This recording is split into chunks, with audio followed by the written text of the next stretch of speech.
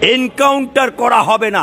Encounter যদি করতে হয় তাহলে আগে অভিষেক ব্যানার্জিকে এনকাউন্টার করতে হবে। আমরা তো হাসিনা বুবুকে বলেই পালিয়ে এলো, এই মমতা ব্যানার্জি কবে বাংলা ছেড়ে পালাবে তার দিনগুলো আজ থেকে শুরু করো।